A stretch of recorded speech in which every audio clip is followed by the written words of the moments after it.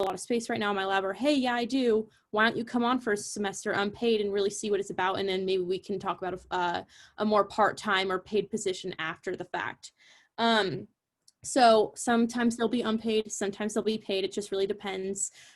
Usually you'll probably start off unpaid just because you kind of don't really know what's going on, especially with research too. It's very specific and highly scientific. So, you're going to just be doing a lot of helping the graduate students, things like that. But otherwise, I think it's a great experience, and it looks like Dr. Carter here is here now to help you figure out whether research is the right fit for you, and just tell a little bit more about her experience in it. Hi, Sarah. I don't know that I've met you, but it's nice to see you. Hi, Shannon. Hi, Florencio. Hi. Noah, Stephen. Hi. I don't know who I am speaking with. So, Shannon, could you help me know how many people are out there? I see there are 11 participants. Is that right? Yep. Okay. Yeah. And I see most of them then. So. Okay. Great. Should I go ahead and just introduce myself and then our panel and then get started? Yeah, that sounds great. Okay, great. So hi everyone, I'm Ellison Carter. I've been at CSU for 3 years now. I'm an assistant professor in civil and environmental engineering, and I focus mostly on how people get exposed to air pollution, especially in their homes. And I am excited to get to bring in front of you 3 students who have all gotten to engage in research in a couple of different ways. And so the purpose of this panel and why, talking with Shannon, what the thinking behind it was to share through a couple of people's different experience, share what it's like to engage in research within the department. Let them share a little bit about the content, like what kinds of topics did they get to work on, but also what the process is like and what their daily life or weekly life might look like incorporating research in with their other responsibilities. And so I have 3 or 4 questions that I'm going to have them each answer in turn. I don't know how you've been doing things, Shannon, or how much interaction there has been. I think it would be great if we can manage it on Zoom with like the raise the hand function, perhaps, for people to feel free to interrupt, because we have more than enough content, but I'd rather not go through and just have the 4 of us speak the whole time and then no questions get answered that are burning in your mind. So maybe if something that Noah or Stephen or Florencio says prompts a question, if you haven't already used this before, under participants, you'll see there's a raise a hand feature, and I'll try and monitor that. Maybe Shannon and Sarah can help me out too. And then we can just take the questions as they come. That way we don't save them till the end and find we only have 5 minutes for questions. Does that work?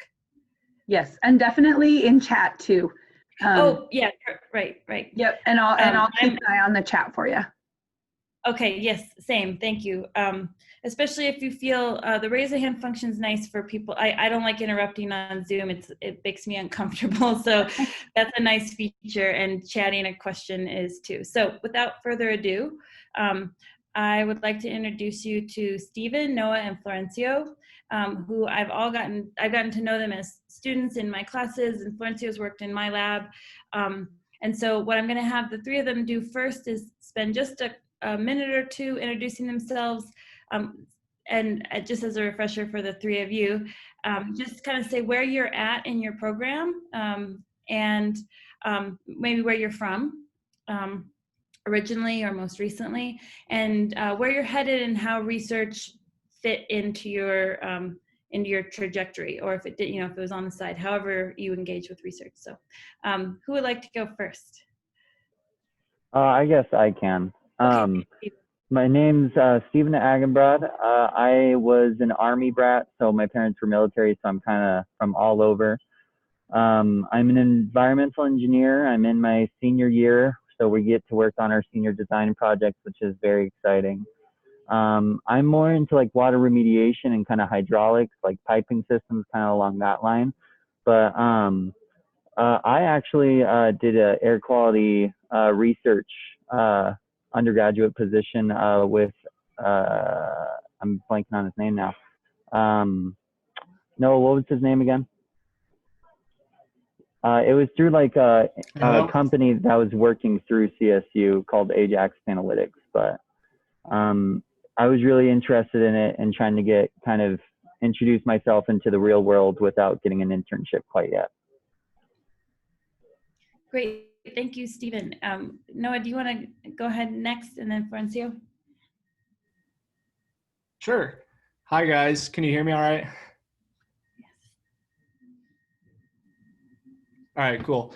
I'm Noah Wooldridge. I'm originally from Colorado Springs, Colorado. I'm in my 4th year of an environmental engineering degree, and hopefully the last year. And I've kind of done a lot of interesting research positions here on campus that have kind of helped me through and like get new and cooler research positions. So kind of my area of study in terms of research is so far a lot of air quality, but some hydraulics engineering in there too. So Fantastic. Thank you. Florencio, do you want to? Okay. Yeah. Hi, everybody. Hope you can hear me all right. I can. Yes, awesome. Great.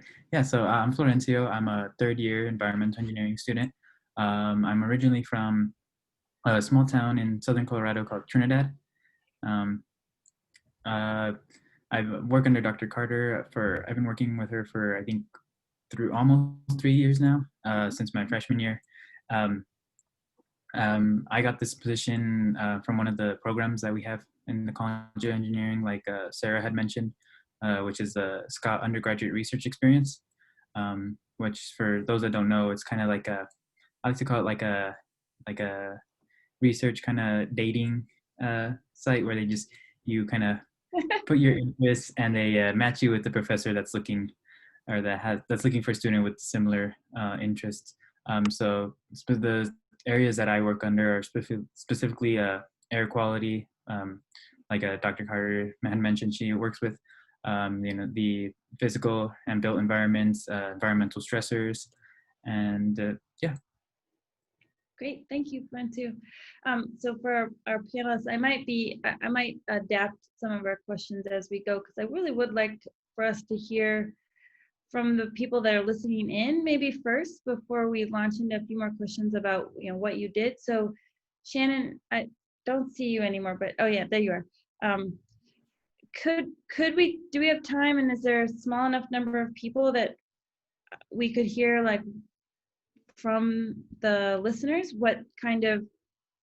why are they interested in research at all? And they can say, no, I'm not.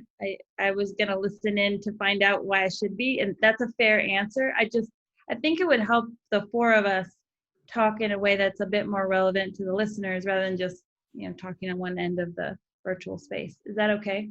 Yeah, I think that's a great idea. Okay. So I think I'm seeing the panel of people. Sarah, are you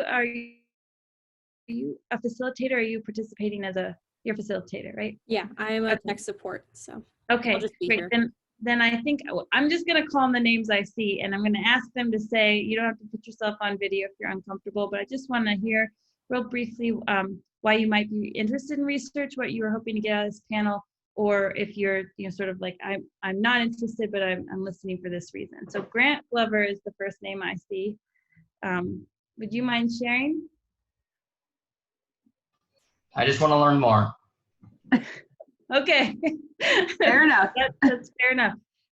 Let's see. Santiago Castillo.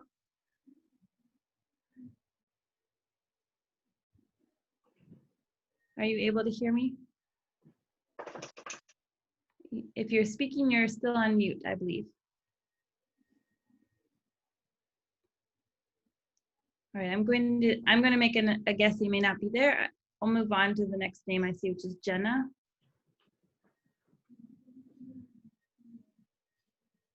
Jenna, do you hear us? Yes, I do. Are you able to share just a few thoughts about what you might want to learn about research in a civil and environmental engineering program? I'm mostly interested in environmental and possibly anything that maybe has to do with helping underdeveloped nations, if there's any research involving stuff like that, that'd be cool. Great, thanks. I can speak to that a little bit later, and I think several of the people on the panel could probably as well. So thanks for sharing that interest. Next person whose name I see is Caleb. I just wanted to learn a little more about, what it's all about, especially I'm more interested in civil engineering rather than environmental. Have you had any exposure to research before, or? No, not really. Not really? Okay, great. Let's see, somebody who is listed as just the letter A, I'm not sure who that is. They have a runner as an icon.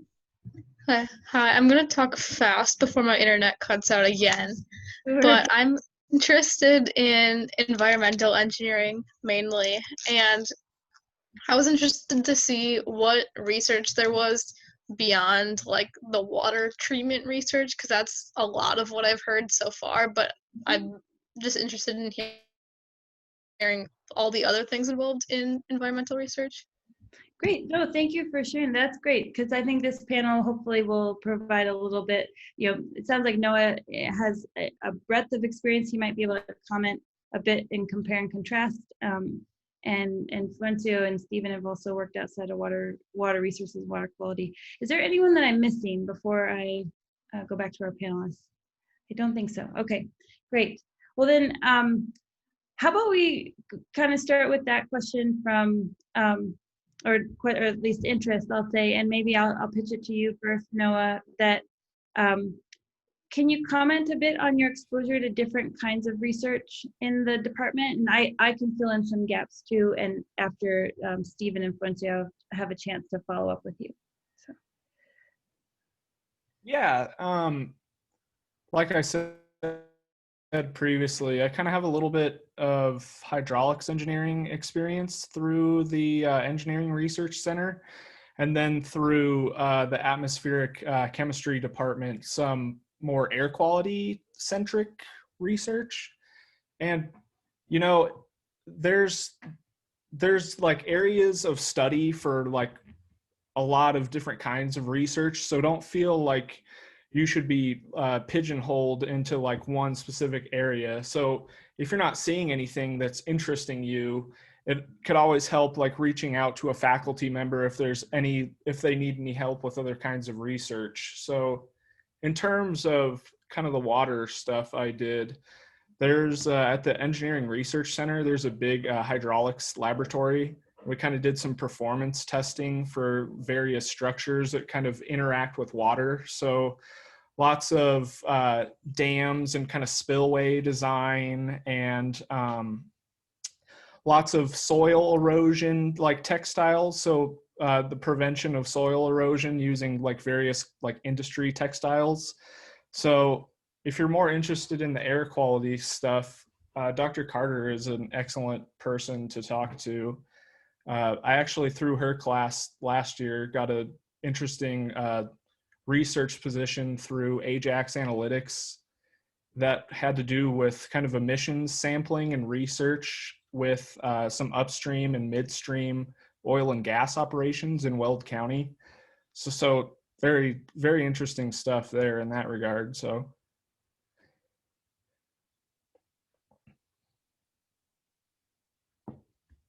I'm muted. At least it tells me. I want to give Florence, I really appreciate that, the breadth of your experience, Noah, and sharing that with the listeners. So Florencio and Stephen, I wonder if you have any comment on sort of the range of research you might have been exposed to, or want to comment first on the content of the research work that you've done before I'll make a few comments then, I think, to follow up on Noah's. Yeah, there's really a very wide range of research you guys can really get into.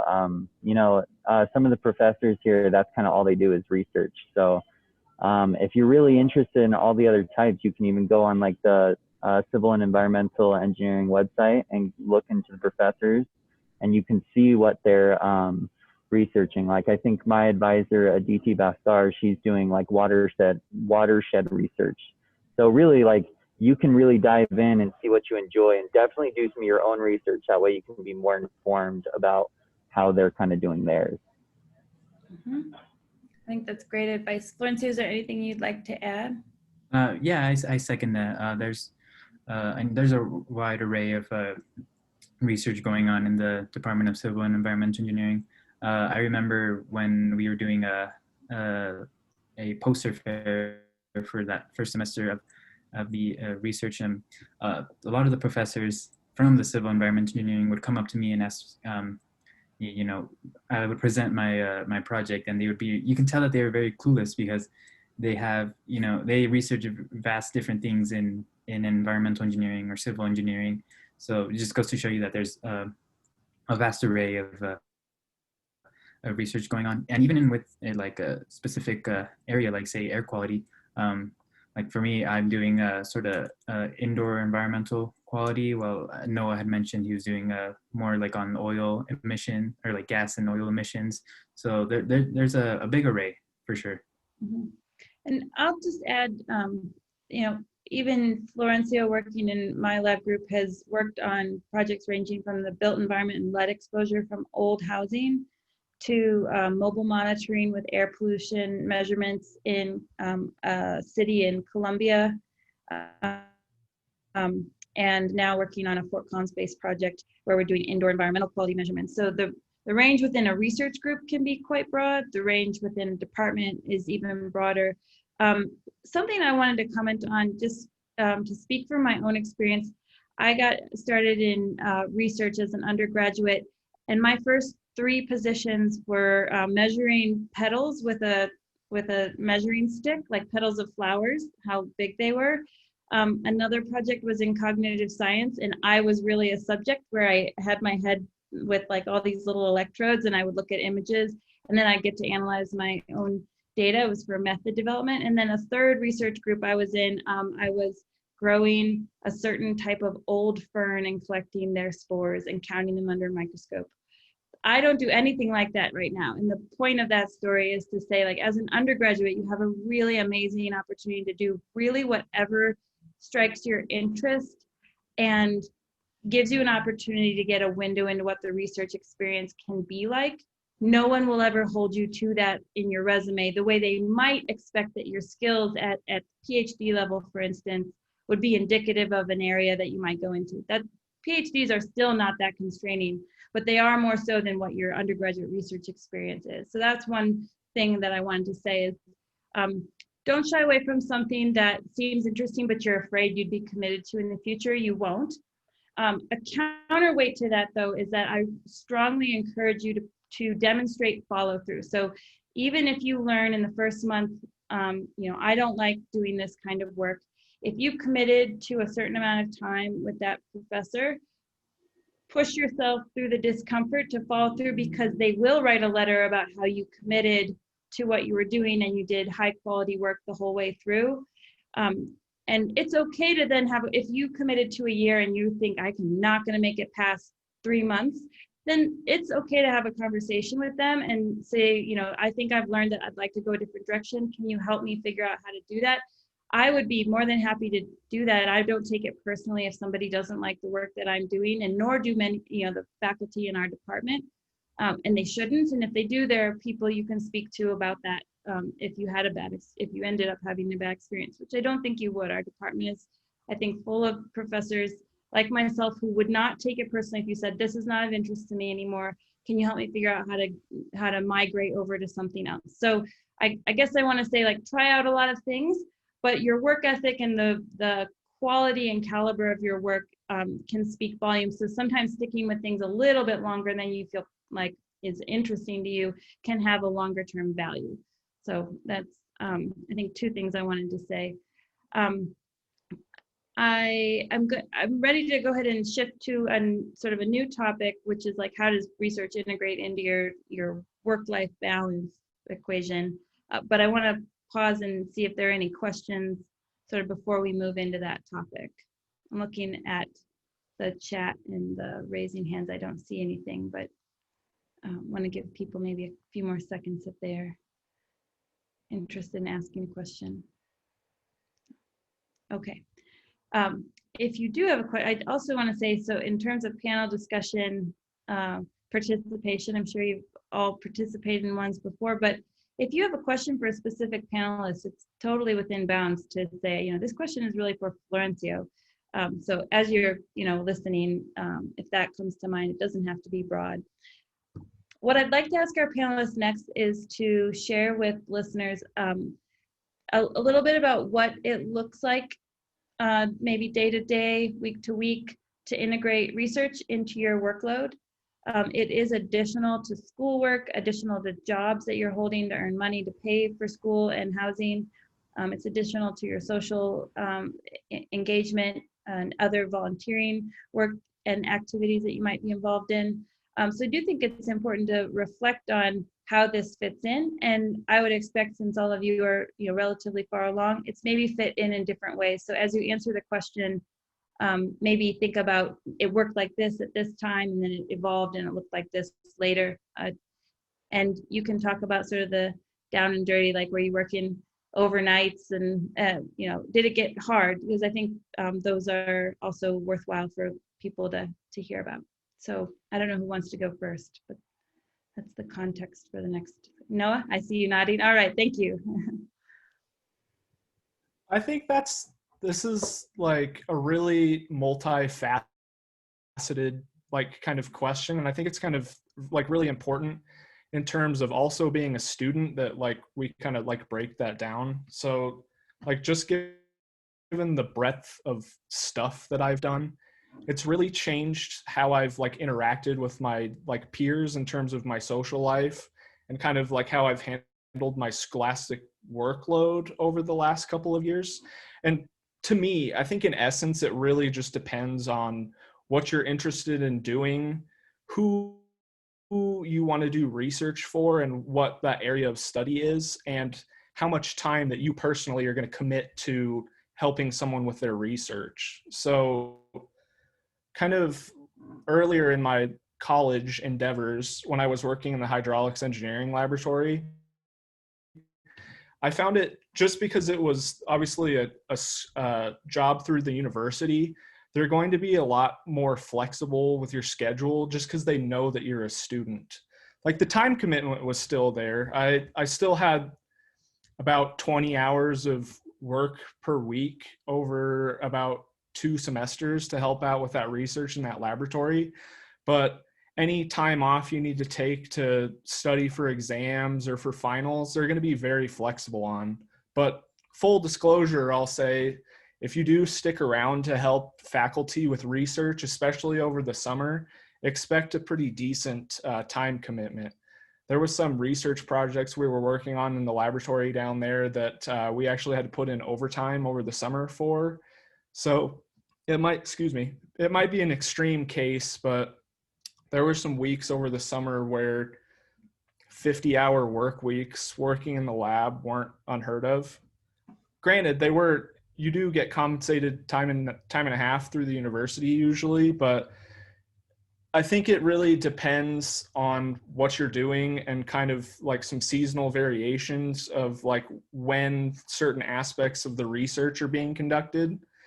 I'll kind of add to that. So after I kind of left the engineering research center and kind of moved into the more air quality side of research, as opposed to the water stuff that I was used to at the hydraulics laboratory, it really kind of changed my schedule a lot, because the nature of the research was a lot different than the hydraulics laboratory.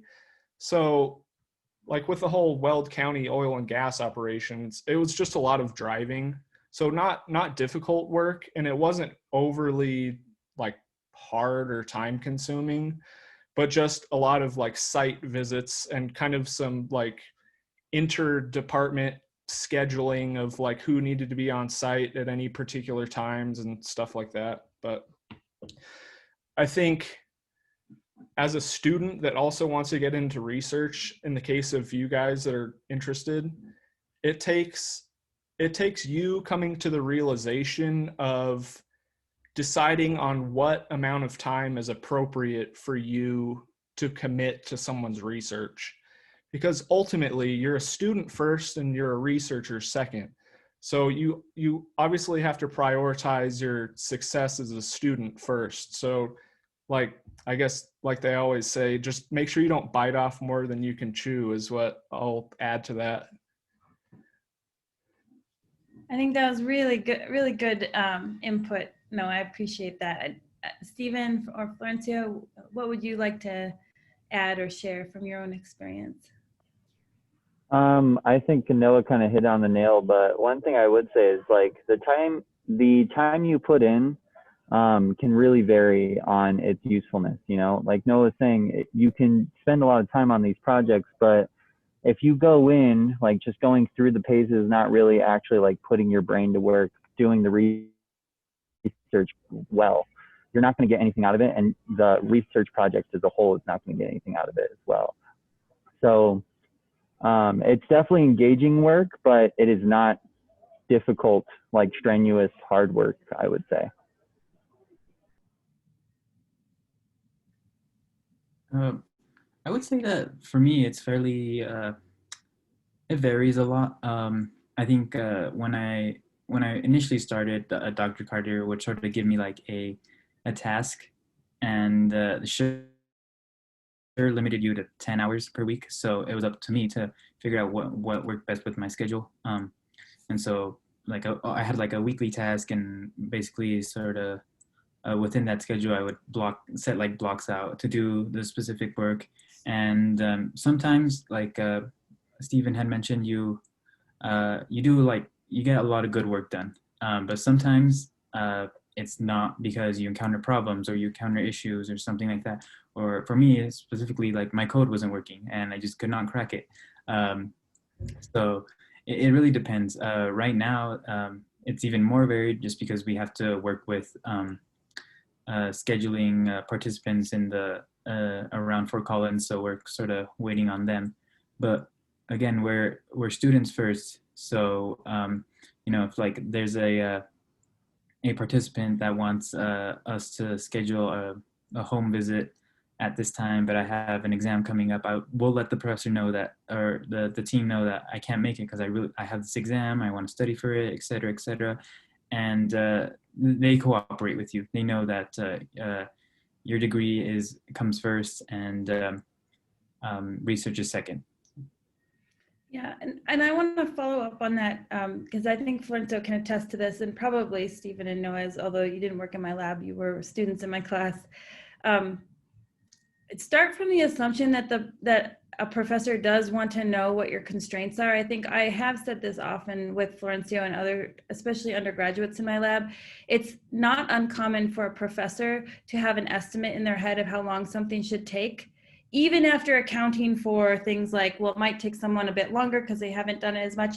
They may still be off by like factors of 3, 4, or more, like grossly off, meaning not just like a few extra hours here or there.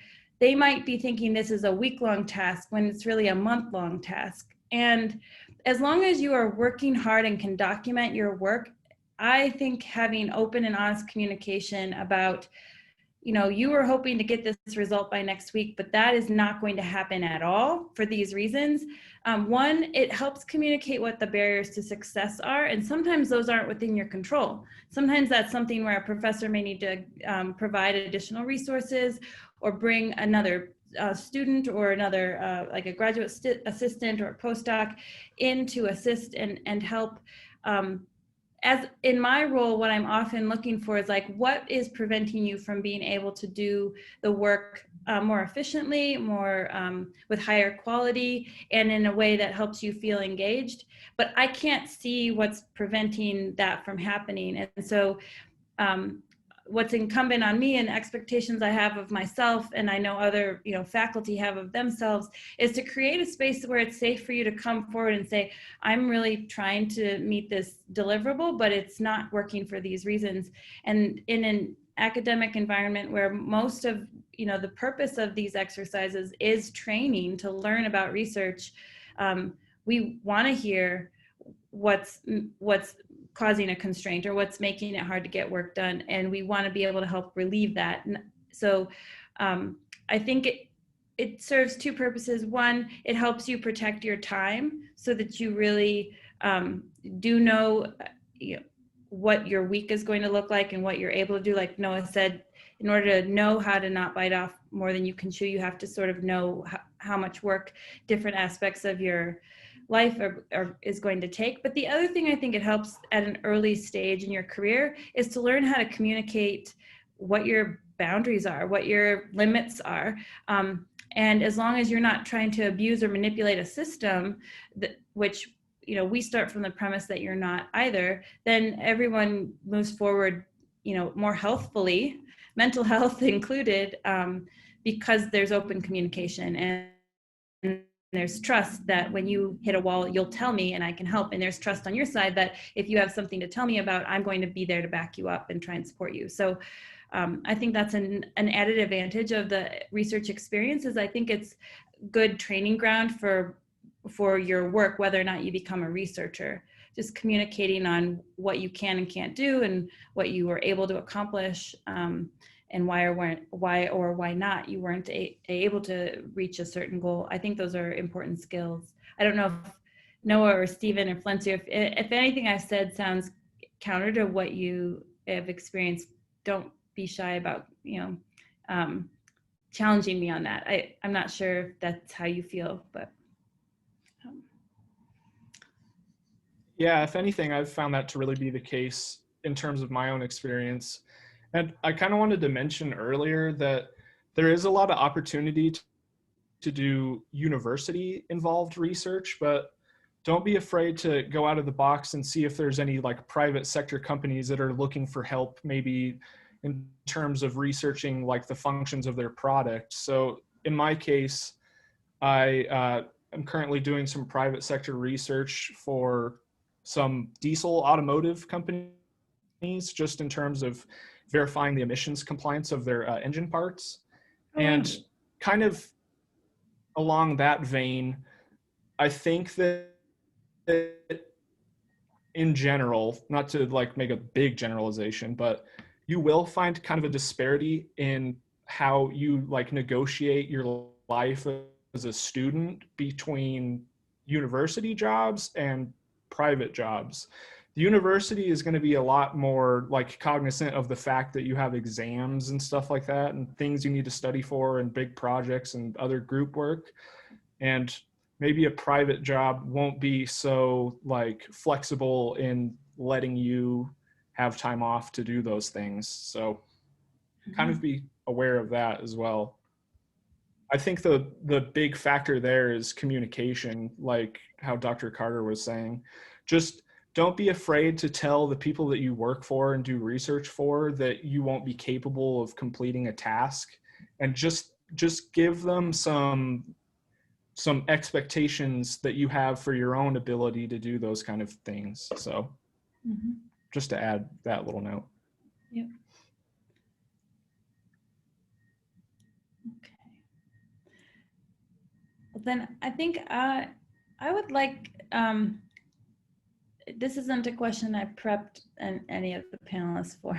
So, but since, let's see, we have about 15 minutes, I think. This is maybe more of a, content or rather than process oriented question. And since I didn't prep you out, I can certainly spitball for a little bit while you think about it. I'd like you to think about how the research that you've done has related to your civil and environmental engineering, like training and coursework. And you can answer this question in lots of different ways, right? It didn't relate at all. It taught me things I hadn't been exposed to in the classroom. It did connect things that I learned in the classroom in a way I hadn't anticipated. There could be a number of different ways to answer this. I'm not asking you to prove that it does connect, but I'd like you to think about how the work you did as a researcher reinforced or expanded on your civil and environmental engineering training. And if somebody feels that they can go right away, great. If not, I can kill a little time. Yeah, this kind of is a weird one, I realized, but with research, what differed a lot was not everybody had all the answers. Like in your classes, you're used to your professors and your teachers like explaining stuff and helping you walk through the process. But sometimes when you're researching, there's just some things that nobody knows, you know, like if you find a weird flux in the data, like that's something you have to determine yourself. So when I had my research job, a lot of critical thinking was kind of developed during that time. And it really correlated well to like your classwork, because sometimes you're not going to know every single aspect. So you kind of have to generalize or estimate kind of stuff along that line.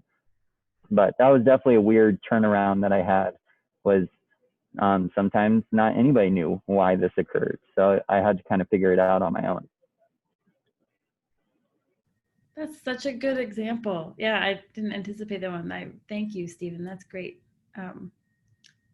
Noah or Florencio, is there anything you would like to add? Yeah, I think that was a really good note by Stephen. It does kind of really teach you to think on your toes, just because like you're not in a classroom environment anymore. Like the research that you do, depending on what you're doing, is very dynamic. So you kind of have to apply what you've learned through your coursework in like actually like not theoretical situations. So I found that I used a lot of my engineering knowledge at my like time at the hydraulics laboratory, just in terms of thinking about like flow rates and just kind of how like a system of pipes was kind of working together in terms of like heads and pressures and things like that. So I think, yeah, a little bit of engineering knowledge. And then at some of my other jobs, a lot of like applied like Excel work and other like computer work that I like took directly from my coursework. Mm-hmm. I think it's never going to be as much as you want it to be in terms of the translation from what you do in your classes to what you're doing in the real world, but it is there for sure, just in a lot like faster paced, like kind of applied situations. Mm-hmm. It's very stressful sometimes, but it's really satisfying when you like answer some problem that you're working on, just like applying the knowledge that you have. It's part of what makes the research really cool, I'd say. Thanks, Noah. Yeah. I guess in terms of the research specifically relating to classes, I would like directly relating, I would say they haven't, but I think that's more of an issue that I'm a third year, and so I haven't gotten to those, air quality classes or tech electives. But the area that it has helped me a lot and is those critical skills that we had just mentioned, especially in like data analysis. I remember when I was working with the Bucaramanga air quality data, there was a lot of cleanup that we had to do with that. And so there was a lot of like data management, looking for errors, things like that. And going into like, for example, my fluids lab where we have all this data, I've gone that like skill where you look at the data and you're like, okay, so that doesn't look right. There's something wrong here, and you can message the TA and be like, I think we messed up here, or you can see that we're going to get an error. And I think I've built up that skill because I worked with so many different types of data sets from my research job. So you definitely get a transfer of technical skills into it, even like critical skills and technical skills like coding that I've learned in some of these classes that I've applied. So maybe it may not be directly related, but you will learn a lot, and a lot of it can be applied to your classes as well. Thank you. I think that was just perfect from Florencio. Just doing that stuff will make you realize when numbers start to look weird, and I found that really funny and relatable. That's definitely the case in a lot of situations. Like, wow, this number does not look like what it should be. I wonder where we went wrong. Yeah. It's fun. You're building, intuition is built on experience. So data intuition is built through exposure to data preparation, data cleaning. And I'm really glad, Florencio, you mentioned this, and I think Noah did as well. Stephen, I'm not sure if you did, but I'm gathering that you get exposed to tools that are used that you may get some exposure to in classes because projects might be built around coding something up in Python or R, MATLAB. But I think with research, because the professor really cares about the deliverable, and often a speedy result is better than a not speedy result, I think we learn under pressure how to use tools a little bit more diversely through the research experience, or we can. It's not to say you can't learn them through a more formal training process, but I think the research experience gives you some sort of on the ground bootstrapping kind of approach to learning tools. So I think we're at about 6 minutes left. And I know we have a relatively quiet audience. I haven't seen a lot of hands raised or chat questions. And I understand that. I'm often feeling that that's more where I'm at, contemplating, not necessarily wanting to ask a question. But I really do want to encourage in the last couple minutes that you take advantage of having some advanced undergraduates here who've had a diverse set of experiences, and that you could ask a couple questions too. If you don't feel comfortable saying out loud yourself, you can write it in the chat box, and Shannon and I can reflect that question out to the group. This is just kind of in general, but do you find most of your research is like with other people in like the civil and environmental engineering area, or does it kind of branch across the different colleges with like people more in like the science wing and people more in like humanities maybe? It's a great question.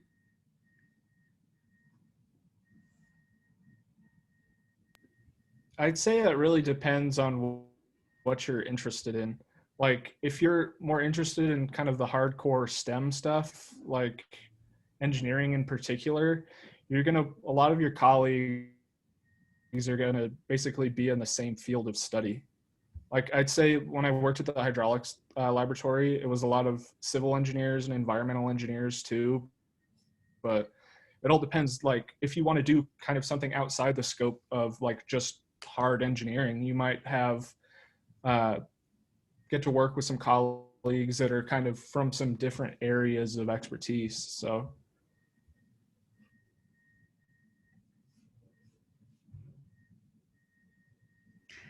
I think it is very it depends definitely, but I know for like the Epic Homes project research project here in Fort Collins, we one of the persons we work with, Nick Goodman, is from the Dr. Carter, man. Yeah, environmental health and radiological sciences. Yeah, so there is some collaboration there from different departments, and even in the first research project I worked with Dr. Carter was in Wisconsin, and I'm assuming that they weren't in civil and environmental engineering, if I remember that right. That's right. Yep. Yeah. So yeah, it really depends, but there could be a lot of crossovers. Yeah, just depends on what the research, I guess.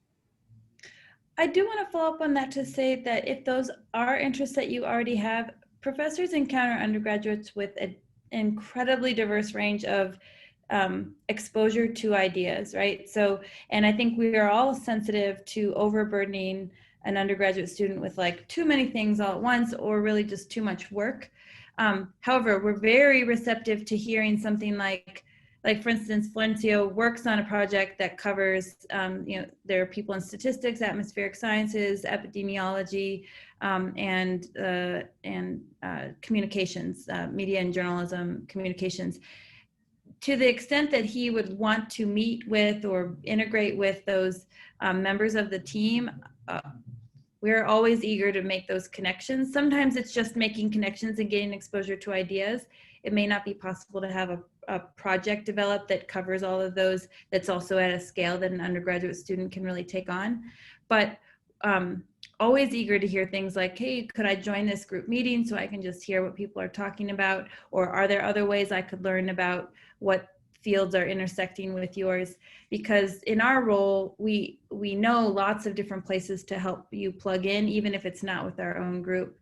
And we're always, I think, very excited to hear if those are interests you have, to help foster them. So I see a question here. I think with the time we have, I'll go ahead and ask this one, which is a good one. I like it. It says, how many of you are planning to go to graduate school?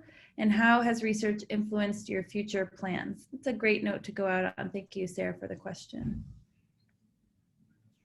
Yeah, I'm actually looking into applying to graduate programs to a couple of different schools, and research really kind of helps you find your niche. Like, it helps you figure out what you like, what you don't like, kind of the real, like, your yeah. But I learned, for me personally, that I am not a big fan of research. I am not a big fan of going through numbers, figuring out the errors, all that kind of stuff. So with graduate programs, there's the research graduate program, and then there's the non-research. The research one, you have to write a thesis at the end of the year, and you work as a research assistant with a professor. And then the other one, you don't do any research, you don't write a thesis, you kind of just go through your classes. So it really kind of helped me in deciding what program I wanted to do in the long run.